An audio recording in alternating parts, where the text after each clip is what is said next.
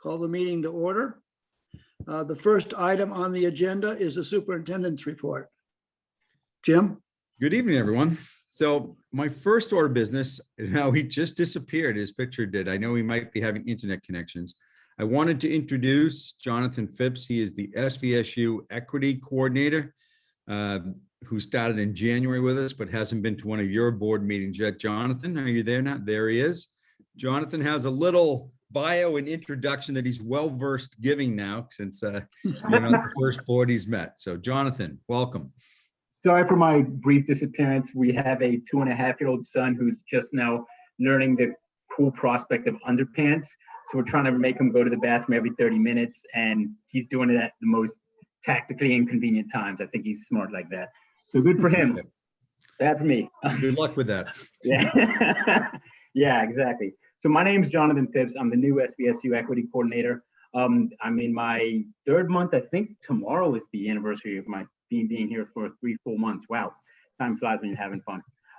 My job, as I like to briefly say to everybody, is to make sure that the SVSU is equipped to be the 21st century school district, in which case we respect, we are inclusive, we make sure that we look after all of our students, regardless of their backgrounds or who they are. That's a little brief rundown that I can give in terms of what equity is. My plan in terms of trying to implement this is threefold. I believe in community engagement. I think that's going to be very important. Second part is going to be really building infrastructure. That's something that's going to be a long and arduous process. Creating systems in place where we can not only deal with equity issues and equity things that are shortcomings that we have, but also have the means to prevent them from happening in the first place. And the third part, sorry about the weird glare, I just sat down next to the window, is accountability. I want to make sure that we have systems in place to continually monitor and grow and always learn, and make sure that we're taking care of our systems full and full all throughout. So I mean, if any one of these parts are not in, equity can't be achieved. I'm a firm believer in equity as being a part of it's a communicative and an interactive process. We all have to communicate. We all have to be willing to be uncomfortable. We all have to be willing to do the hard work, because it's always going to be hard for everybody involved. But it is something that needs to be done. So that's a brief introduction and rundown. If you have any questions, I will give you my link inside. I'll give you my contact details inside of the chat, and you can feel free to email me. I know somebody did email me already from here. I just wanted to have this meeting before I did respond. I don't want to call whoever that was out, because hey, little man. Yeah, hi. Nah, he's good, don't worry. Sorry about that. Say hi, everybody. There you go. I can't escape him. I cannot escape him no matter what. It's the hazards of meeting by Zoom, Jonathan. You're good. He's also becoming a master at tracking daddy down and doing there's no, I think I'm his favorite quarry. It's kind of disturbing to a degree.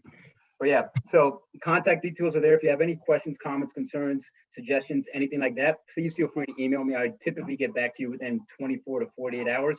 I will say that I'm taking Friday this week off, because my birthday was Sunday. So I'm doing something special throughout the whole entire weekend. So if you send me something today, there's a chance I won't get to it until Monday or Tuesday. So if there's any questions, feel free to ask. Anyone have any questions for Jonathan? Jonathan, we'll be speaking with you on the agenda. We have, in terms of the Education Committee, we'll be talking about issues that will directly involve you and your support. So I hope that you'll stick around for the rest of the meeting, at least as much as you can. Tim, I made him aware that he needs to stick around, and that he and Melissa will both be working with the Ed Committee. So I just want to say that I'm thrilled that Jonathan is part of our team. It was a long process to get this position filled, and he's really hit the ground running, and it's so critical. So I'll welcome him again, even though I have more than once since January. The last day of school for students is probably the earliest that anyone will ever know. It's June 7th and June 11th for staff. Being remote on most snow days, we did have one snow day. being remote for most snow days and the reduction to 170 student days by the state of Vermont has resulted in that early entry. I'm happy that that is happening. I think our teachers, our support staff, our administrators, and I do say maybe our parents all need a break from what has been a very difficult year before we get into our summer recovery program. And we're not attempting to recover everything in one summer. No one should ever expect that. But I've asked Assistant Superintendent Laura Boudreau, who is spearheading along with Melissa Senecal, Director of Curriculum Instruction, on what the summer program is going to be like for this summer and who some of our potential partners will be. Laura? Thanks for giving me a few minutes to give you an update. So again, we're required, every school district is required to have a recovery plan. And we were predicting, and we also were hoping, depending on how the pandemic was moving forward, that we would be able to offer some type of summer learning, and we're calling it summer learning program. So we, Tim Payne and Steve Nixon, had staff that participated early in the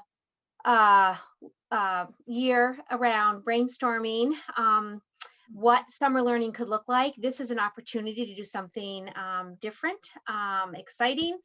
And so we're excited to share that we're working and getting close to tightening up plans for offering something during the month of July, which would run 4 days a week in the morning, and that there would be a balanced, and this is a district-wide approach. We are working to, so all the way from early ed, which will have a summer opportunity. Elementary will have an opportunity at 3 sites, and then there'll be a site at the middle school and high school. I'd say both schools have been incredibly creative and thinking about not only standards recovery, because as Jim shared, we know that this is a multiple year project. It's not something, recovery isn't going to happen overnight. And part of the work is what we developed this summer. We hope to build upon the next 2 summers. We are using the grant money that we're receiving, the ESSER, you've heard of the ESSER funds. So we are using ESSER funds and look forward to having access to money the next couple of summers as well. Things that will be different that we haven't have funding to support before. One of our big themes is making sure that everyone has access. So we were able to put in the grant transportation, and that was approved. And so we'll be partnering with DO4. Of course, we will be serving meals to the students that participate. I've been meeting with the YMCA out of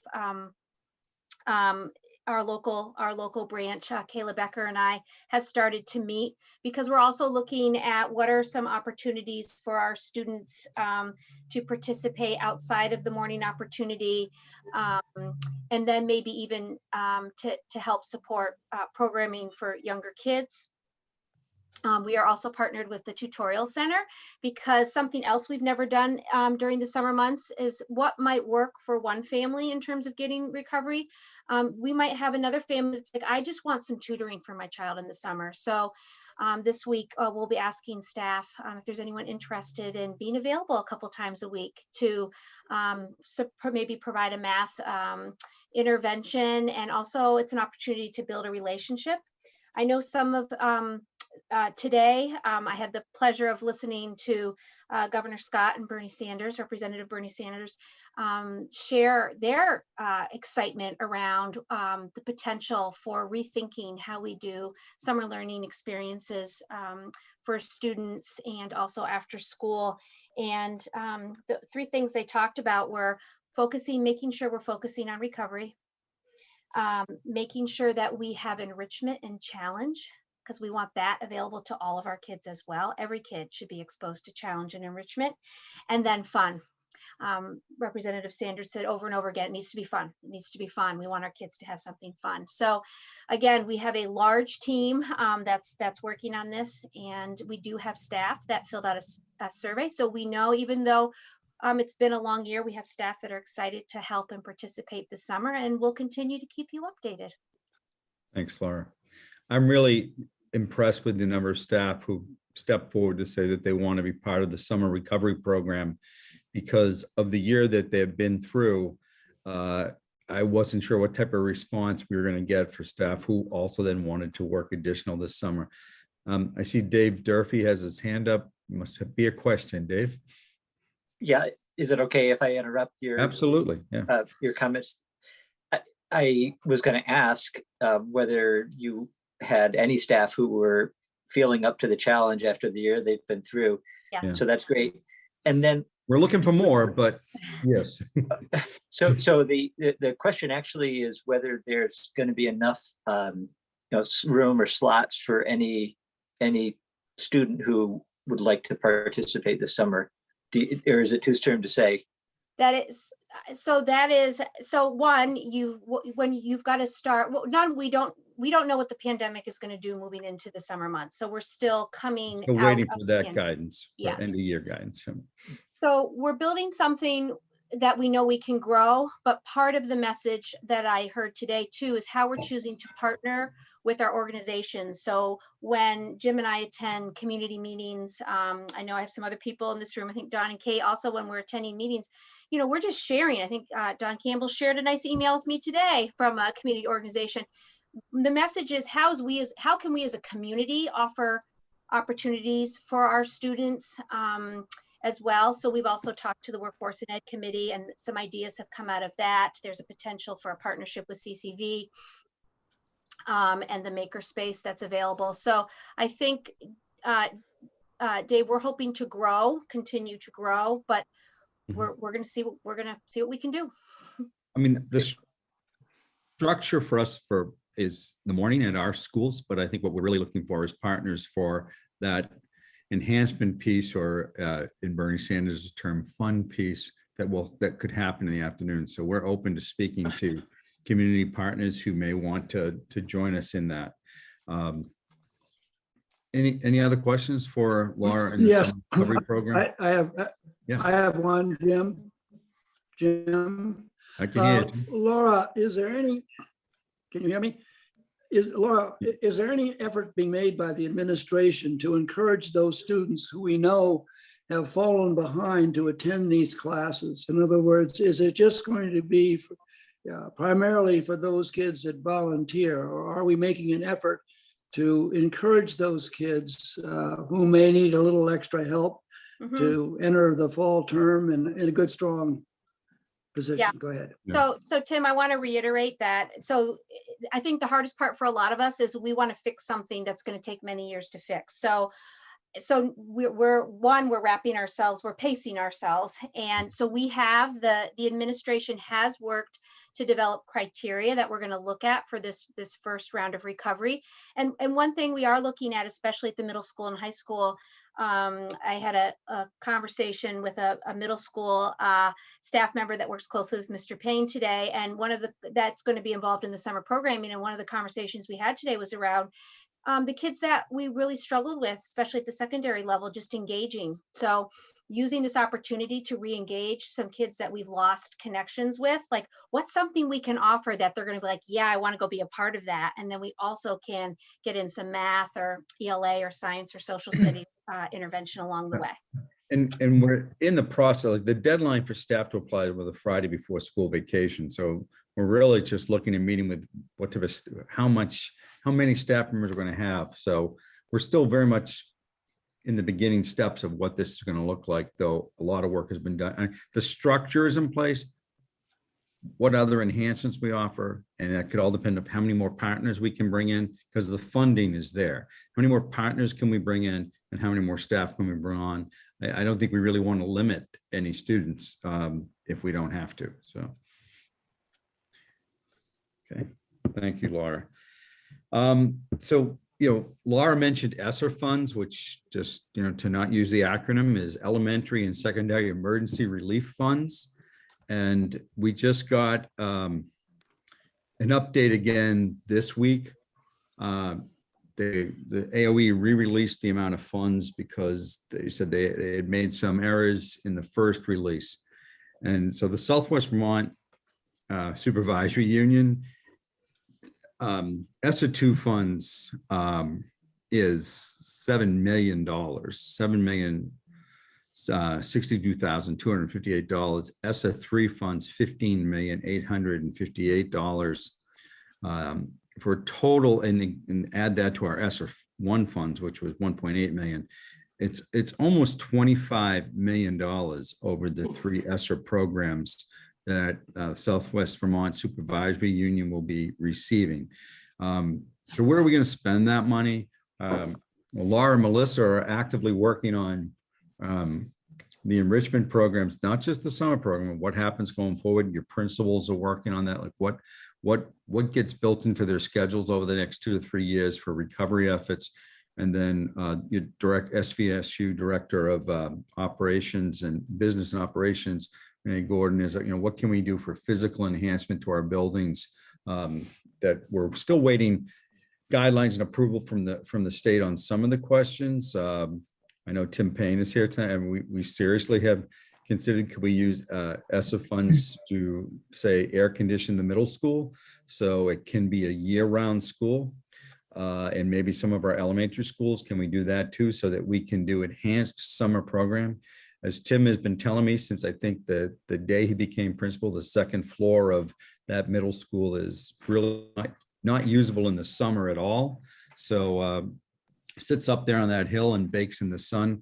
So it sounds like maybe it's an extravagance, but it's not.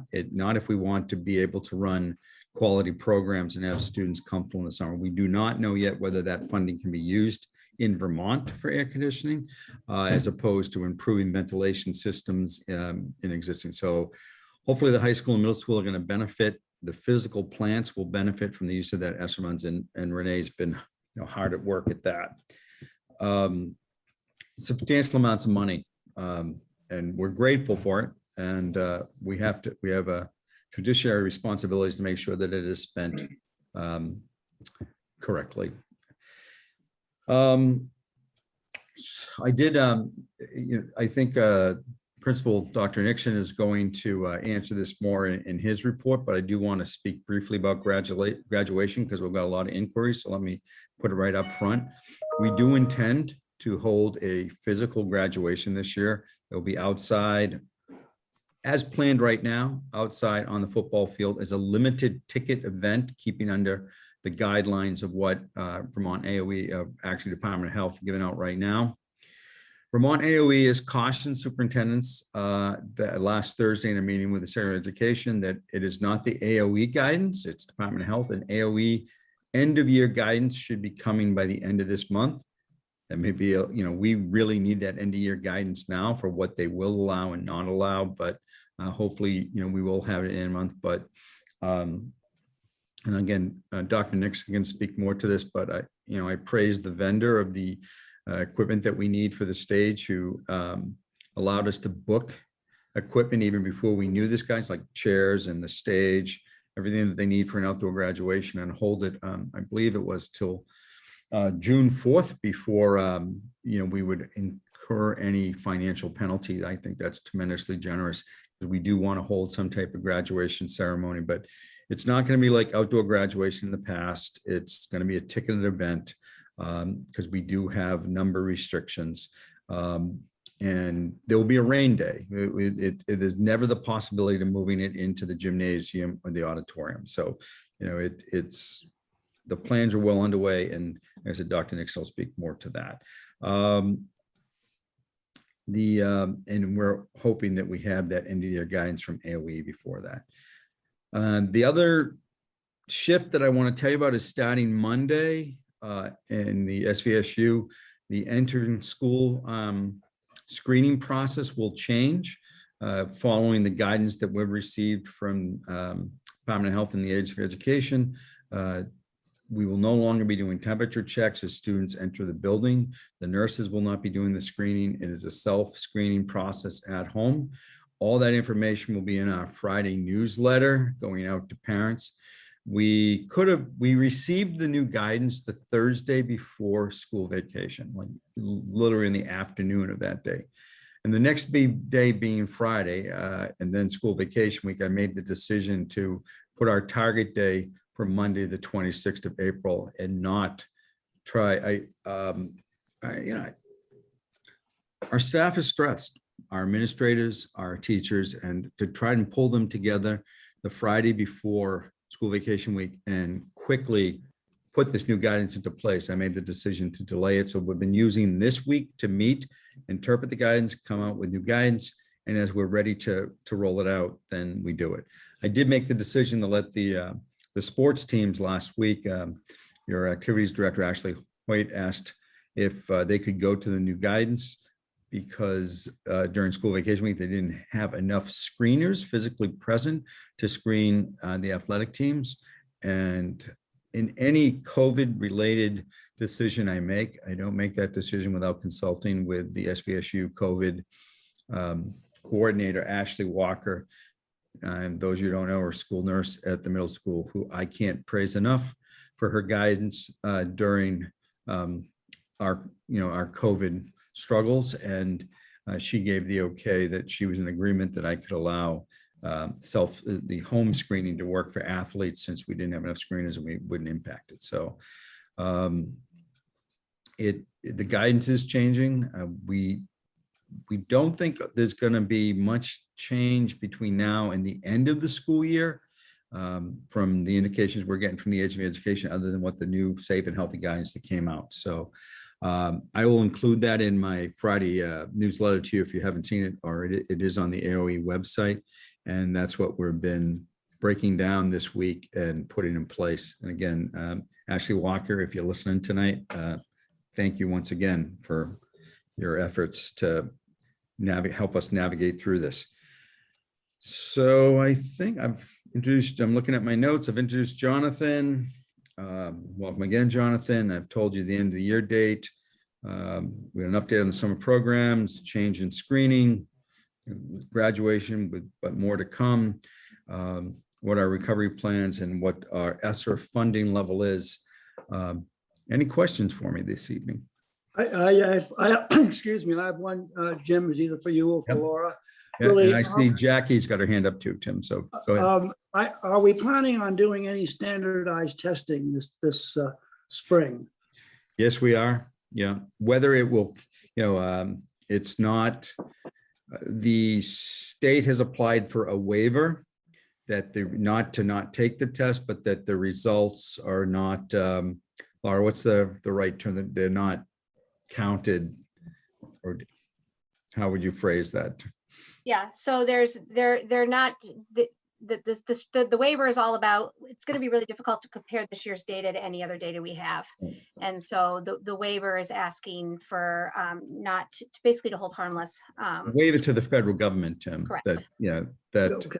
Is this going to be won't be used for or is this accountability? gonna- The data will be used for guiding, student instruction, but it's not going to be used for an accountability piece. And I think our students have been, Right, but I hope that goes through, because our students have been through a lot, and they then have them be this group of students who then everyone points to and says what their testing score is. So, but I do think it will give us at least some objective criterion to work with. It'll give us an idea of where we are. And I think that has some value. now the testing window is already open for the SBAC testing, and many of our schools are already there. Okay, thanks. And Jackie, did you have a question? I just want Yes, to I clarify did. something. When we return, the students are returning to 4 days a week on Monday at MAU schools. The elementary schools have already been there. And so we're bringing back all the students except those that are requested to stay remotely for the school year. That is still an option for parents if they want their child to remain remotely, and they have already indicated who that is. So that will remain the same, but anybody who is in the 2-day-a-week hybrid model doing the AB, they all will be in 4 days a week. Wednesdays will remain asynchronous. This again will be in our newsletter to parents and families on Friday. And we don't anticipate changing the schedule again between now and the end of the year. With the amount of students that are still remote, that Wednesday needs to remain asynchronous, and the delayed entry needs to remain so that our teachers and staff can address the needs of those students who are still remote. I think high school is probably pretty close to 30% of the students are still fully remote. Jackie? So I don't have a question, but just a statement that I sent this on to Tim, but there was a note in Education Week that said, this was dated April 19th, that FEMA was giving grants that applied for, you had to apply for the grant, and for expenses as of January 1st for equipment that was used or is being used for COVID. And they said overtime for cleaning staff. So Did you say I don't know FEMA? if FEMA. Yeah, Renee wasn't able to join us tonight, but I believe we did look at that and we are not eligible. But I'm not, I'll stand corrected. I can get more information to Jackie, and I can't remember why. I know that did come across our desk. We saw it, but I don't believe we met all the criteria for it. I don't know if there's anyone else on this that could speak to it more than I, but I'll get back to you on that, Jackie, but. Oh, that's okay.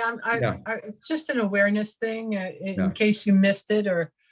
Yeah, I know I received an email from it and had a discussion with Renee. I can't remember off the top of my head on why we weren't eligible for the FEMA funding, but I see it. think of the amount of ESSER funds that we are receiving. So almost 24 million. Do I see a hand up?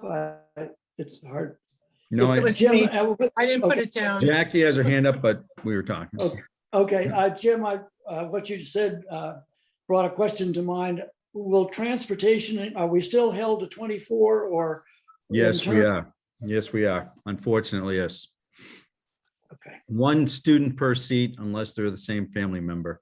So that puts us about 24 students per bus. So that could impact who can get to school and who can't.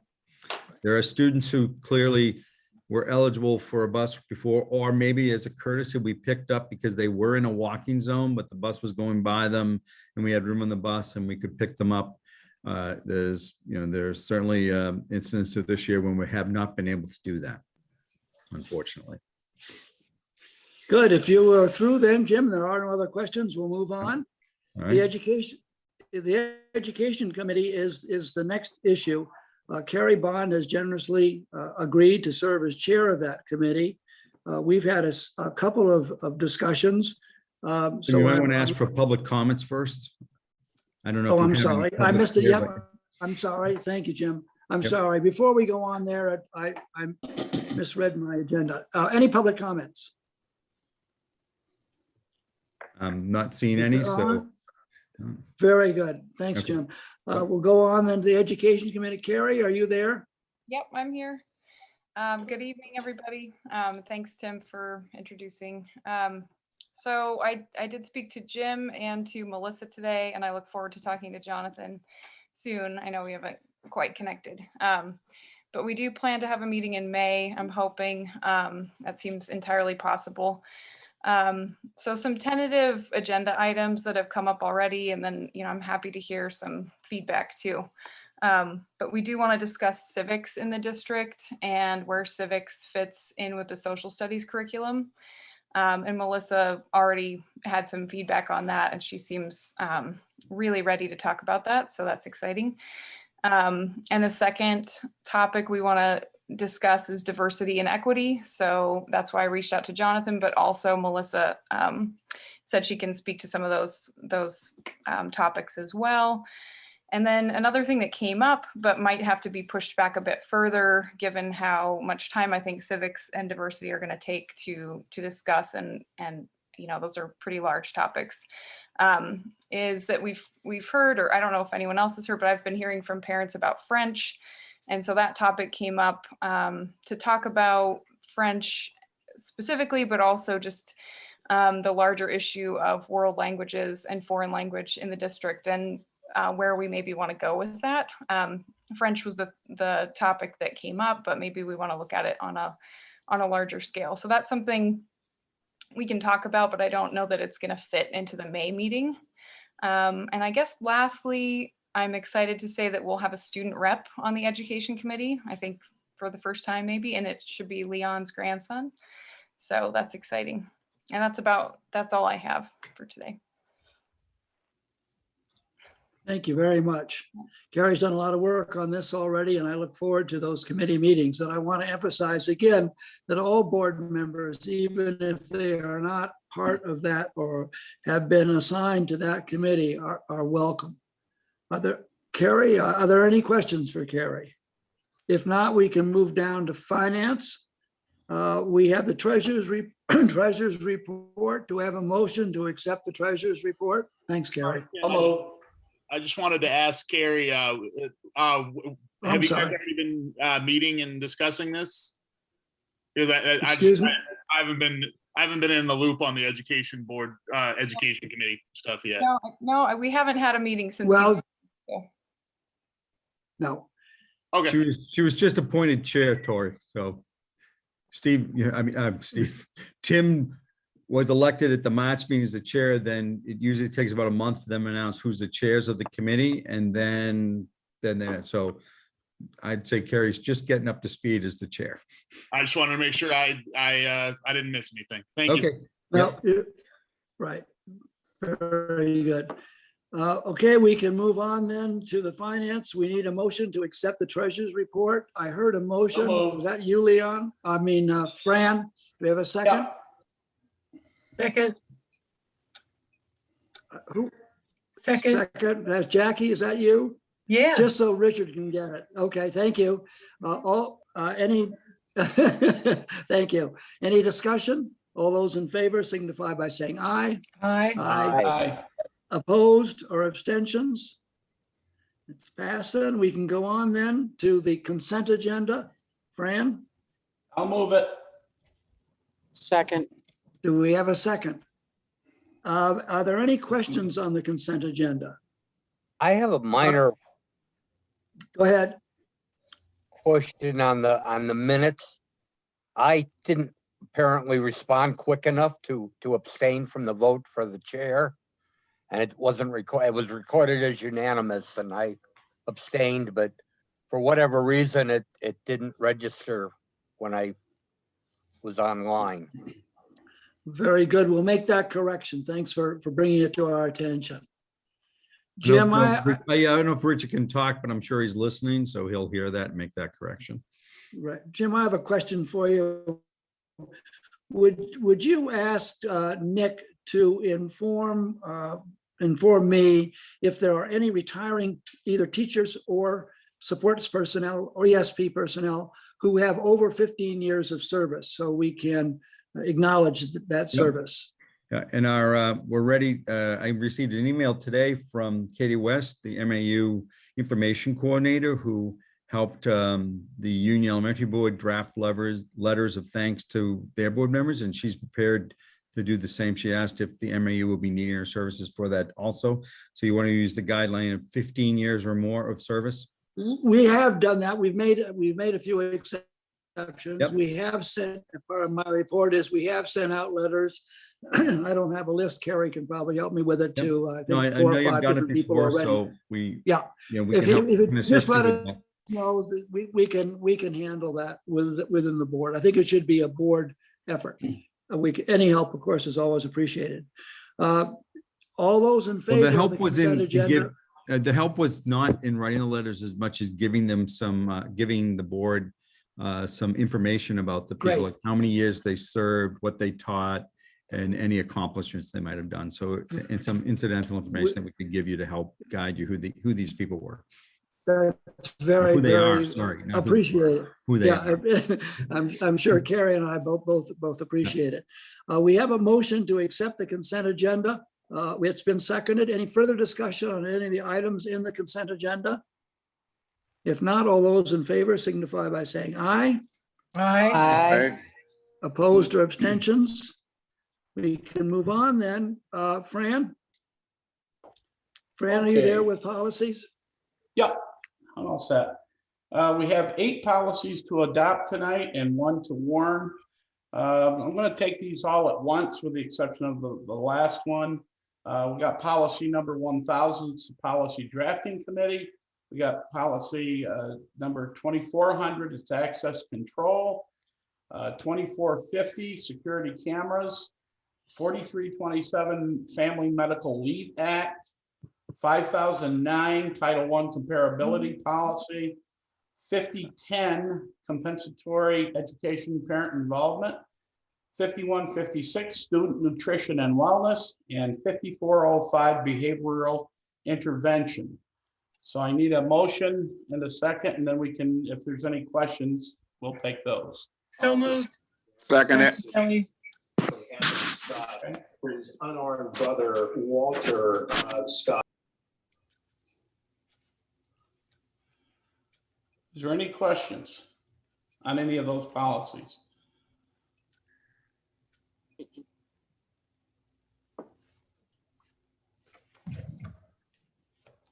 I can't hear anybody. It's Susan, and she must be muted. I'm all good. I'm Oh, driving. good, okay. Yeah, I see no hands up, Fran, so you're good. Okay, so all in favor of those to adopt those policies, say aye or raise your hand. Aye. Aye. Okay.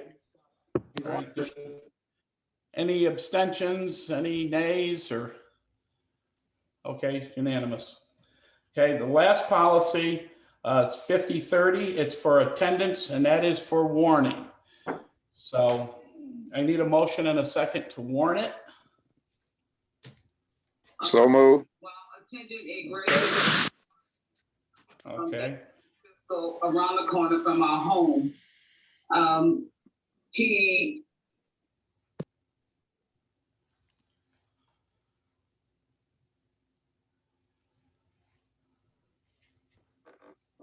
I'm not hearing any. Somebody was talking and I don't hear him at all.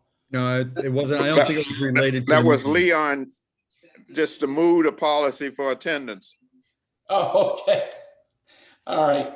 If there's any questions on that, this is the warning, so it will come again next month to the board for adoption. So if there's any questions, you can get a hold of me or Leon, one or the other.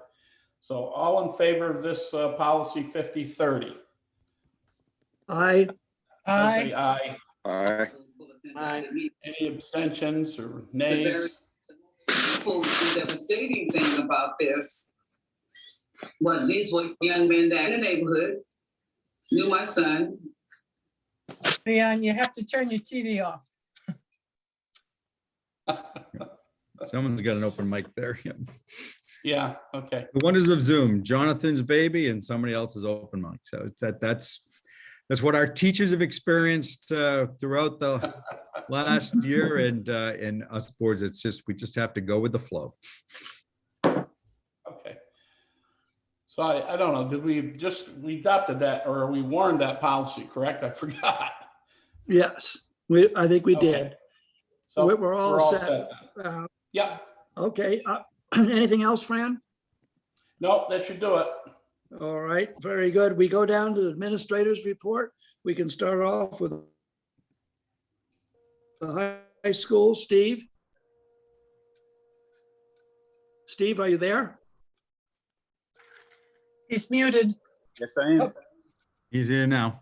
Okay, go ahead, right. Steve. Okay, thank you and good evening. Some of this will be redundant because it was already covered in some discussions, but I think it's important if parents are watching on TV that they get some of this information. We're going to be sending out to parents both in email, K12 alerts, and in hard copy letters, some of the following information. On Monday, April 26th, all students will be returning to in-person instruction 4 days a week. Students currently on the opt-out list will remain remote. Students will follow their current schedule for the remainder of this school year. School hours will stay the same, which are 8:30 to 2 o'clock. Whatever means of transportation that your child is currently using to attend school on their in-person days are to remain in place.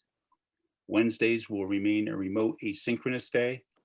And again, regardless of whether your child is a blue team or red team member, they will all report on Monday for in-person instruction. And if you have any questions about the student return, please feel free to call us at 447-7511. So I'll stop there for a second in case anyone has any questions about students returning. Steve, I just have a question.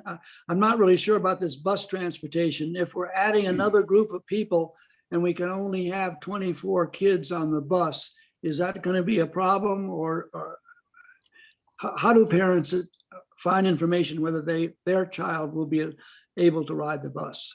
So let's say, for example, Tim, we're talking about the bus maxes out at 24 students. Prior to the joining of all students, we've had a red team with 12 students and a blue team with 12 students. So there have been 12 students on a bus on Monday and Tuesday and 12 on the bus on Thursday and Friday. Now those two 12s will combine and there'll be 24 students on the bus every day except Wednesday. Very good. Thank you. Okay. Yep.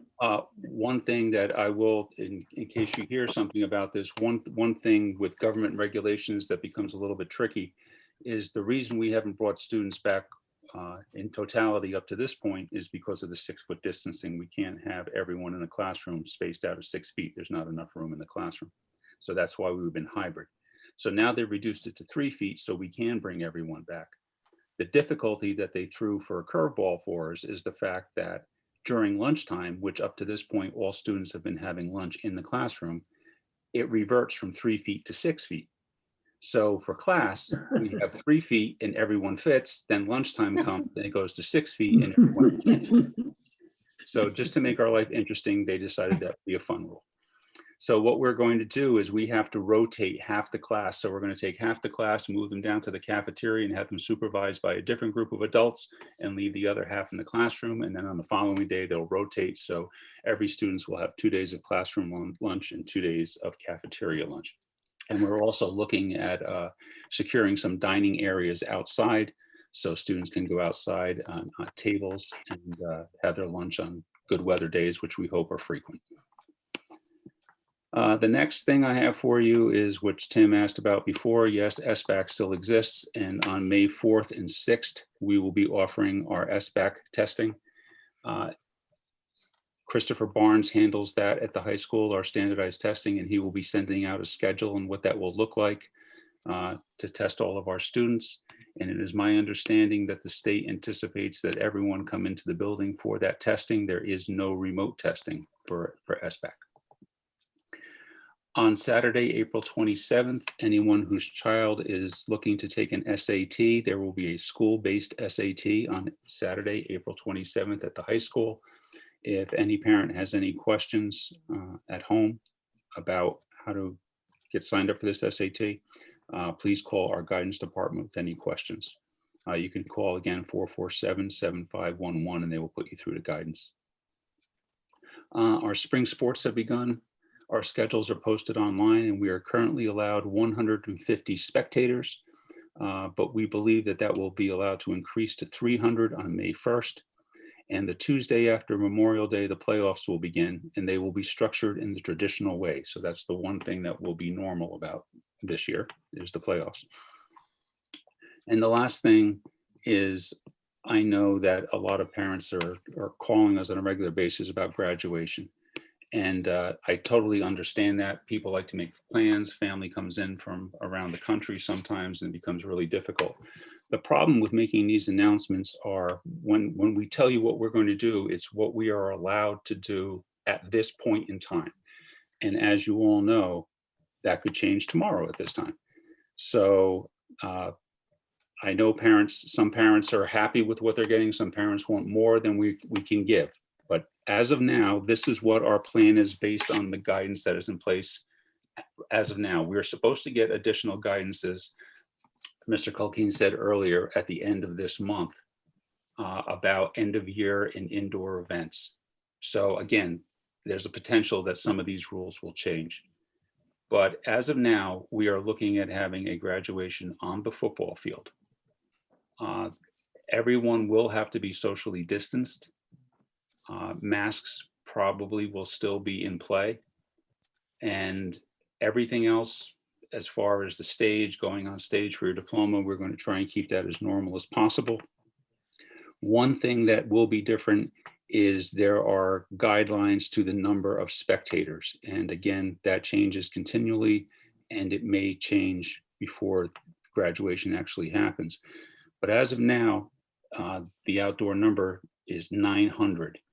And if you look at approximately 200 graduates, you're looking at maybe 650 people after you get rid of staff and students who come to be part in the band and things like that. So what we're going to do is this year we're going to issue tickets, and we're going to issue usually for indoor graduation on rainy days, we end up giving 2 tickets to per family, which we totally understand is problematic for some families. So what we're going to do is we are going to give each child 4 tickets for the graduation. Not all students use all of their tickets when it is a ticketed event. We will then hold on to these tickets, and you can sort of think of it like a concert or a sporting event that at the end, they'll say there's 100 additional tickets that are going on sale at the last minute. That's what we would do, is we would stockpile these extra tickets, and then a week before graduation we would have the ability to say we now have 50 extra tickets or 100 extra tickets. If someone wants to use them to bring additional grandparents, first come first served, and we'll try and do that. We are also because it's going to be a much more screen difficult entry than it's been in the past, we are going to look into, we'll be giving out wristbands, much like they do for specialized concerts and events. And when your ticket is presented at the door, you'll be given a wristband, and then you'll be allowed to go in and to a designated section within the field. And then if anyone happens to wander onto the field who isn't ticketed and doesn't have a wristband, then we're going to have to ask them to leave the event. But that's the only way that we see is the most controllable way to ensure that everyone who needs to be there with their child gets the opportunity to be there and their space is not taken by someone else. So as of now, that's what the plan is. But as I said, you never know, it could change again tomorrow. So if you have any questions about that, I'll take those. Other than that, that's it for me. I have a couple questions, Steve. Sure. Could you give us a brief outline of the college admission program as it exists today, and enough? Just tell us what's happening. You're just talking about our school, right? I don't have to do Yes, like yeah. college admission in the United States. Yeah, no. Yeah, okay. What we've done is because of, usually what happens is during the course of the year, colleges send out representatives to the high school, and students are given passes and they leave their classes and they go down to guidance and they meet with the reps, and the reps do their sale pitch for their school, and students sign up for the schools that, their counselor and the students' parents and themselves believe is the best fit for them. This year that was done virtually. Our assistant principal, Nancy Vanderbilt, she organized a online situation, and I believe it was almost 200 colleges that participated. And what students did was they logged in, and they had placed, our guidance department had placed the logos of the 200 colleges on a screen. The students went through the logos, picked the schools that they wanted to go to, clicked it, and then they were put into a Zoom room with one-on-one meeting representatives from those colleges. So that's how it was done this year, Tim. One other question on that, as long as we're on that, are students receiving any help in applying for financial aid? Is there any mechanism within the school system to help these kids take advantage of those programs? Yep, we do that every year. We have parent meetings with VSAC and through the guidance office. And matter of fact, that's why this year, time of year is extremely busy at the high school right now. We have two staff members, Kristen Eastman from guidance and Colleen Draper, who's one of the guidance secretaries. They are preparing all the college scholarships. They are preparing all of the awards that are coming in for various community organizations, also for the awards that are not only given to our seniors, but also to our underclassmen. So the same, we have not cut back on service. That's the easiest thing to say, Tim. They're getting the same allocations, the same instructions, and we allow them to reach out to talk to who they need to talk to. Are notifications being sent to parents that this service is available? In other words, if I'm a parent and I have a child that's applying to a college, but I feel the financial pressure that would create, are they aware that the school is there and ready to help? Yes, that started in junior year. So the parents know a full year in advance what exists. Back in the normal days, what we do is we have a junior parent night at the high school, which was Right. all virtual now, but VSAC comes in and talks to the parents and tells them, walks them through the process of how they might go towards getting loans. We talk to the parents about scholarships. We bring in representatives from the military, bring in representatives from CCV are there. So it's the whole package for not just college, but anything for post high school. We go over with parents and tell them how they should proceed. Very good. And I have one last question. Along with Carrie, I've been receiving requests about our French program. I know that you went over this, and I know it's a matter of numbers, but just for those people that are listening, would you go over the rationale that that you've used to take the stand that you have in terms of French again, just so that people understand it? Okay.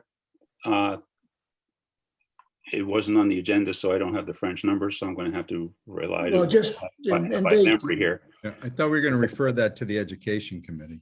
we are, but Yeah. but I'm not sure that, because we've got so much on that, I would like to have him just respond briefly, just the same report he gave before, because I think the education committee is going to be dealing with the other two issues. Yeah, it's very simple. It just comes down to, are the numbers there for a sustainable program? And the French numbers were not there. We've had 5 meetings with various individuals from various schools, from Central, from within our building. And we've all looked at the numbers, and the numbers are pretty self-explanatory. Over the last 3 years that we offered French at the high school, the numbers for French went down every single year, to the point where our Spanish numbers were 400% higher than our French numbers. So there's a vast difference between the two. Currently, it is our understanding that there are only 12 students at the middle school in 8th grade taking French. That is not sustainable for a program.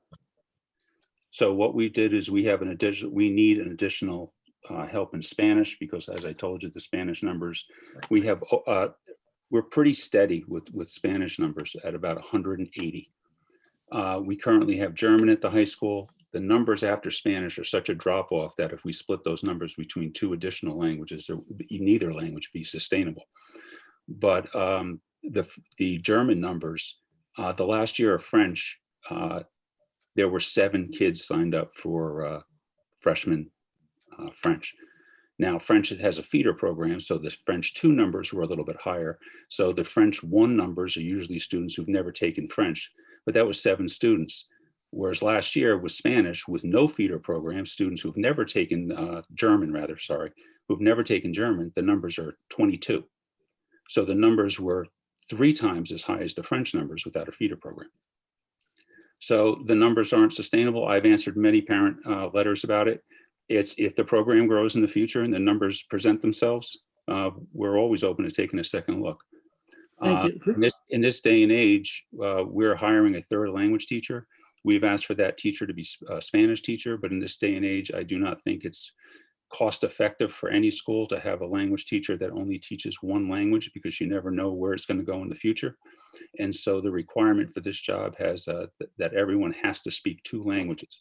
So whatever that best candidate is, whether that second language is French, or whether it's Russian, or whether it's Arabic, or whether it's Chinese, we don't know. But that's how we posted the job. Thank you. I think that clarifies it. Thank you very much. No Are problem. there any other questions for Steve? Yes, Just in general, to that, Let's everything go about- one at a time. every- Okay. Go ahead. everything Go about the numbers there makes sense. I was just new guy question, basically. What made that be brought up to the education committee then? If basically, is this just because ever since Mr. Mackin left, like there's been Exactly. some parents that have been saying they want French back? Yeah, exactly. When our French chair retired, that was the year that we had the Financial at that point. budget issues, and we rather than lay people off, we just didn't replace people who retired. So that's how that happened. And it turned out one of our Spanish teachers also spoke German. So to make sure that we still maintain 2 languages at the high school, we instituted German through him, so we kept the 2 languages going. Thank you. I have a new kid on the block question too. What do we do with the feeder program from the middle school in French? That's what the education committee really needs to look at, Right. like, because if the middle school is going to continue to offer French and the high school doesn't have it, there's got to be a decision made for both schools on whether that is a practice that we're going to continue or would there be a different language instituted. So that's something I think is best discussed at the education committee and then a recommendation back. Correct. Okay, I are have a there any question. other? You Yes, got go ahead. Jackie Kelly and Ed Letourneau with their hands up. I think probably, or maybe, my solution or my suggestion would be to offer a French program online. I mean, our kids have such experience now being online that Well, it might be appropriate. That is an option to them. We do, Jackie. Yeah. What we say in guidance, you can learn any language you want.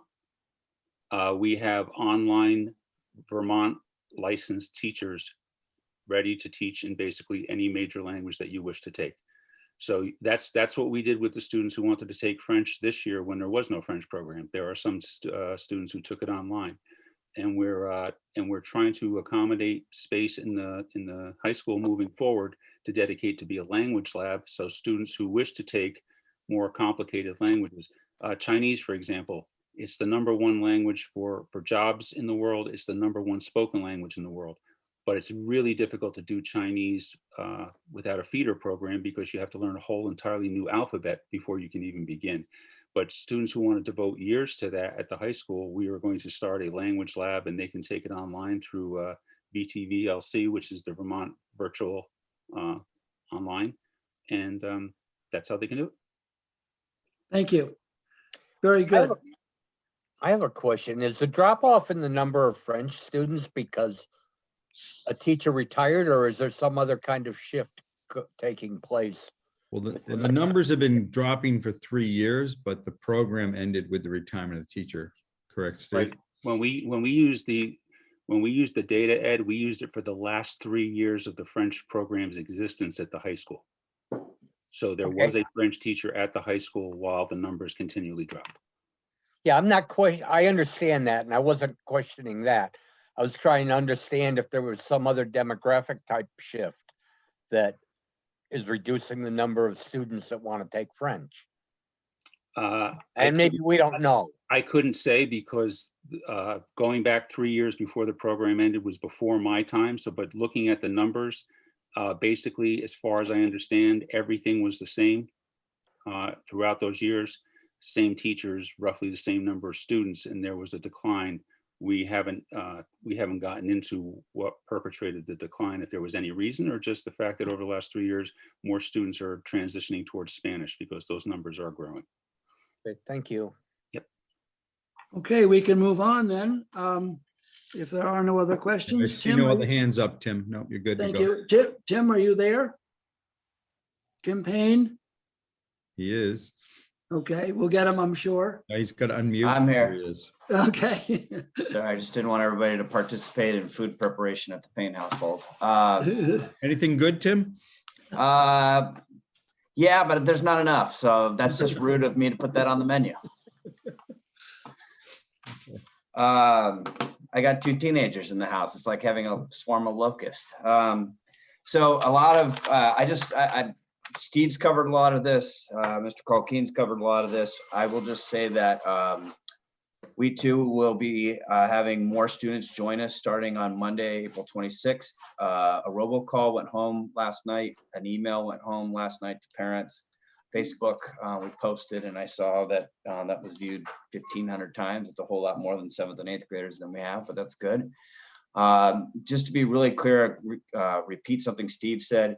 If you are currently a member of the red and the blue cohorts who are participating in hybrid learning, which means you come to school 2 days a week, you are now going to be coming to school 4 days a week. If you're a kiddo who has chosen at the start of trimester 3 to be remote, we're going to have you continue to be remote because, as Steve covered this already, the directions from the state puts us in a little bit of a bind. You can shrink the space to 3 feet for instructional purposes, but once you serve lunch, which we do, you have to magically expand that to 6 feet. Steve has the benefit of a cafeteria that's open and accessible to his students. We do not. The Abbey group is using the cafeteria space at the middle school as they have been doing for the last year.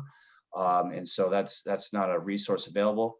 I appreciate Mr. Colkeen and Laura offered to get us some tents and go outside. We do take students outside for lunch when the weather is good, but it is a supervision piece at that point. If you start splitting up groups to observe the 6-foot rule, you need more adults. And right now we use everybody in the building to supervise lunches, to give teachers their 30-minute lunches. And that includes every administrator. We all three of us have multiple lunch duties every day supervising kids, which is a good thing. But we are definitely limited by the spacing. Steve covered this already. In-person learning, if you're participating in that, is Monday, Tuesday, Thursday, and Friday. The school day remains the same. It's 8:30 to 2. Busing is the same. If you're already taking the bus, from moms and dads and families, if you're already taking the bus, you can continue to take the bus. But if you're not taking the bus, we encourage you to call us first, because seating is very, very limited. There are buses that are absolutely full. There may be seats, but it'll be a route by route, address by address check, and you can call us, and Mr. Lee, who is my bus czar, will help you out with that request. I did want to thank Darlene and her crew as usual, Ashley Walker and Tony. They were in the building during the April break, went back and measured all the rooms to meet the expectations as far as spacing. A lot of moving of furniture so that students have their own private spaces to work with. So I just appreciate all the work. Furniture getting moved around quite a bit in the building as we try to get on board with this. If parents, if families, you have questions, please call us at the school. Whether you're a remote learner, whether you're going to be an in-person learner, we try to help you the best that we can, answer your questions. We will be posting information probably every other day as we go along this week, just additional information, reminders about pickup and how it works, and riding the bus and wearing a mask in school. It'll be going out in phone calls and emails and our Facebook page. So folks can check all three of those sources for information as we go along. It's been covered already. State and district assessments. We do it all at the middle school. We test them all, grades 6, 7, and 8. In the next 5 weeks of school, not that I'm counting, we'll have 3 weeks that are impacted by testing. We do 2 days a week of testing. Students are pros at this. We'll modify the schedule. We'll do some catch up. But we will be doing that. A revised calendar, when we put one of those up on the Facebook page for parents who are remote, because as Steve said, it is the expectation of the state of Vermont that remote students will be participating in testing. It is required that they come to the building. We had a very good showing. We had over 50 remote students join us for testing, which is awesome. We have a separate space for them. They're supervised. Kids were great. It was nice to see a lot of familiar faces only through Zoom with us. But we'll continue to do that. And so if parents want to see, we've consolidated that. It's just 2 days a week instead of 4. Parents can check that out for the revised. Laura's covered this. We are planning for recovery. I'm really happy with the turnout. I have over 20 staff who've said, we know it's been a tough year, but we're willing to do planning work in June and come back and help kids in July. There was a question like, what does this look like? Teams at the middle school, we group kids and teachers by teams. Teams are keeping very close track of kids and where they are in progress. So we're focusing on our June cohort first. These are kids who just need a little extra to catch up and they'll be fine. And then we have a group that, they're going to need some help in July. And then we're going to have hopefully a limited number of kids who are going to need next year as well to kind of get back to where they need to be in order to be learning the next grade level standards. So a lot of work. The big game changer, I think, for the summer was brought up, is this going to be accessible, is transportation. We really appreciate Laura putting that in the front. Transportation has always been a barrier. Summer school, mosaic programming, enrichment. You got kids living in 346 in Pownell or in the Hollow in Shasberry, and they can't get to school. Offering them transportation will be a game changer. So taking advantage of that, not only for kids who need to do academic work and catch up, recovery, but also offering enrichment opportunities. You are going to make that available to a whole new boatload of kids, which is a huge opportunity. So again, one of those benefits of the grant thank everybody who made that possible. That'll make summer a really productive time period. I have also similar.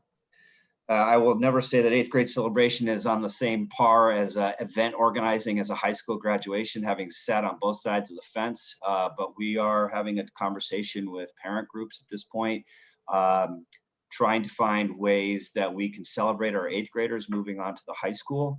A parade will probably be a returning feature this year. We had that last year, had very positive feedback from both parents and kids. As far as a seated assembly, that probably is going to be a bigger challenge for us. We don't have an enclosed or a fenced in space like the high school football, and limiting for tickets would be a challenge for us and definitely wouldn't be an indoor thing. So that's all a work in progress, and the superintendent and Laura will give us our parameters for as we move forward. But we're going to try to do something to recognize the 8th graders as they move on to the high school. And that's it. Thank you. Thank you, Tim. Are there any questions for Tim? Dave has his hand up. Tim, I'm wondering how many or what percent of the middle school students will be are all remote, and so will continue to be all remote. And I guess I would ask the same question of Steve too for the high school. Yeah, we're probably a little bit over 20%. I think we're in the range of 110, maybe 120 out of an enrollment of 550. So right between that 20 to 25% range. And that's been pretty steady as we've moved through second and third trimester. So it'll be, yeah, that's where we are right about now. Steve, are you there to answer it? Yeah, we have about 200 on the opt-out list, and we work on the quarter system, not on the trimester like they do at the middle school. So there are 4 opportunities for those students to come back every year at the beginning of every quarter. And so the 4th quarter has already started at the beginning of this month. So that was their last opportunity to opt back in, and those numbers remain consistent. So we're looking at somewhere between 25%, 20-25%, somewhere in there, I would say. Okay. Thank you. Any other questions for either Steve or Tim? If there are, I see a hand up. Is that, can anybody help me with that? Yeah, it's just, it's all set, Tim. There's no other hand. Okay. Thank you very much, Laura. All right, we can move on to my report. It's going to be very brief. We are still in the process of negotiation with the teachers. We have reached the point where both sides agree it would be beneficial to hire a mediator.